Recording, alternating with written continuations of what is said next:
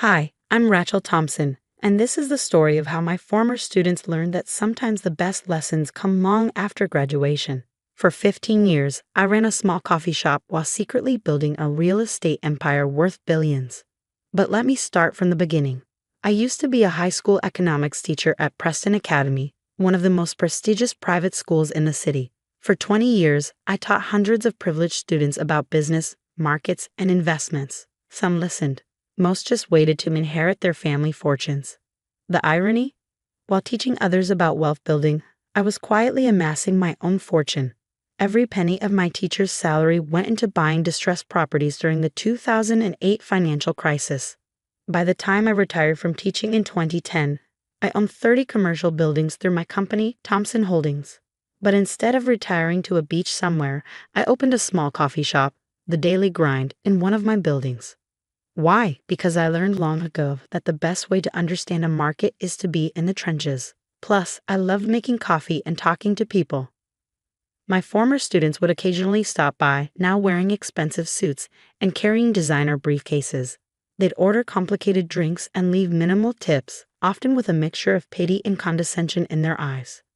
"Still making coffee, Mrs. T," they'd say. "You should have invested wisely like you taught us." If they only knew that they were paying rent in buildings I owned. Among my regular customers were 3 former students who'd become particularly successful and insufferable. Michael Chen was now CEO of a tech startup, Sarah Williams ran a marketing agency, and David Cooper had just made partner at his law firm. They'd often hold meetings in my shop, loudly discussing their business dealings while treating me like part of the furniture. "Remember how Mrs. T used to preach about smart investments?" Michael would laugh. "Look how that turned out for her." I'd just smile and wipe down tables, listening as they planned their company's expansions. What they didn't realize was that I owned every building they were considering leasing. The situation came to a head last week. The 3 of them came in, excited about finally finding the perfect building for their company's new shared headquarters, the prestigious Thompson Tower downtown.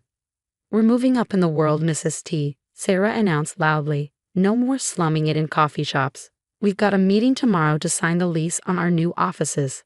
"That's wonderful," I said, serving their usual orders. "The Thompson Tower is a beautiful building." "You know it?" David smirked. "I suppose you've cleaned the windows there too." "Something like that," I murmured, noting the time. 4:30 p.m. In exactly 12 hours, they would arrive for their 8:30 a.m. lease signing, not knowing that their old teacher had a surprise waiting for them. The next morning dawned crisp and clear. I arrived at Thompson Tower at 7:00 a.m., taking a private elevator to the top-floor penthouse office.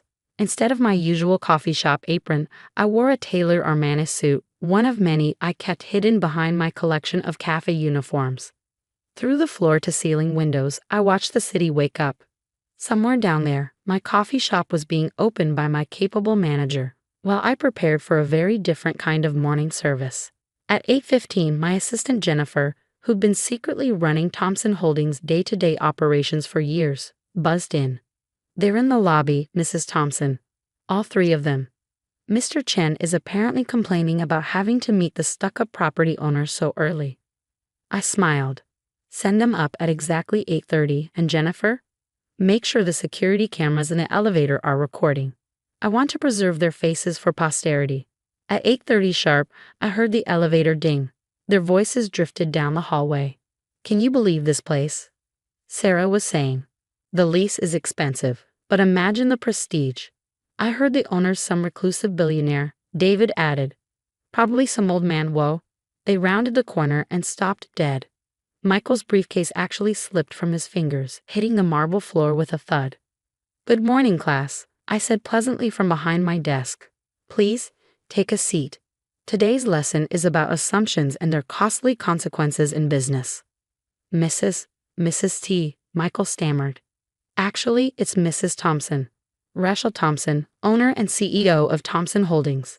But you knew the first part, you just never connected the dots between your old teacher and the name on your lease agreement." Sarah's perfect makeup couldn't hide her rapidly paling face. But you run a coffee shop." "I do," I nodded. "One of many businesses I own, including this building, the one your marketing agency is currently in, Sarah." And the entire tech park where your startup operates, Michael. Oh, and David, that fancy law office you're so proud of. I bought that building last year. David collapsed into one of the leather chairs. This is impossible. You're a teacher, a barista. I was a teacher, I corrected. One who practiced what she preached about investments and market opportunities. As for the coffee shop, let's just say it's amazing what people will discuss in front of someone they think is just a barista. I pulled out 3 folders. Now about your lease applications. But I wasn't finished with my former students yet, because what they didn't know was that I had one more lesson to teach them, one that would change their lives forever. Before we discuss your lease applications, I said, opening my laptop, let's review some interesting conversations I've overheard in my humble coffee shop over the years. I turned the screen towards them, displaying a detailed document. Michael, remember last month when you were bragging about underpaying your development team? Or Sarah, that marketing campaign you claimed credit for, even though your junior associate Amy did all the work? And David, those billable hours you've been inflating. Their faces went from pale to ashen. Every conversation they'd had in my coffee shop, every unethical business decision they'd discussed so brazenly, thinking I was just part of the furniture, I had documented it all. Mrs. Thompson, Michael began, his voice trembling. We can explain. Oh, I'm sure you can. Just like you explained to your investors that your technology was revolutionary when you knew it was barely functional. I believe you said that right after mocking my poor investment choices last Tuesday. Sarah found her voice. Are you blackmailing us? No, I smiled. I'm teaching you. One final lesson about success, ethics, and the danger of judging people by their appearances. I pulled out new documents. These are your revised lease agreements. The terms are quite favorable, significantly below market rate. They stared at me in confusion. But there are conditions, I continued. First, Michael, you'll implement proper pay scales for your developers. Sarah, Amy will be promoted to creative director with appropriate compensation. David, you'll start a pro bono program at your firm for small businesses. And if we refuse, David asked weakly, then you're welcome to find office space elsewhere. Though it might be difficult, Thompson Holdings owns 60% of the premium commercial real estate in this city. Oh, and these documents about your business practices might find their way to some very interested parties. Michael slumped in his chair. Why? Why offer us anything at all? We've been horrible to you. Because teaching isn't just about lectures and textbooks. Sometimes the most important lessons come from real-world consequences. I stood up and walked to the window. Look at this city. Every building you see represents an opportunity I recognize while others were too busy showing off their MBAs to notice. I turned back to them.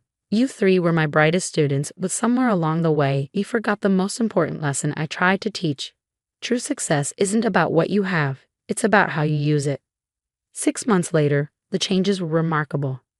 Michael's tech company became known for its excellent work culture.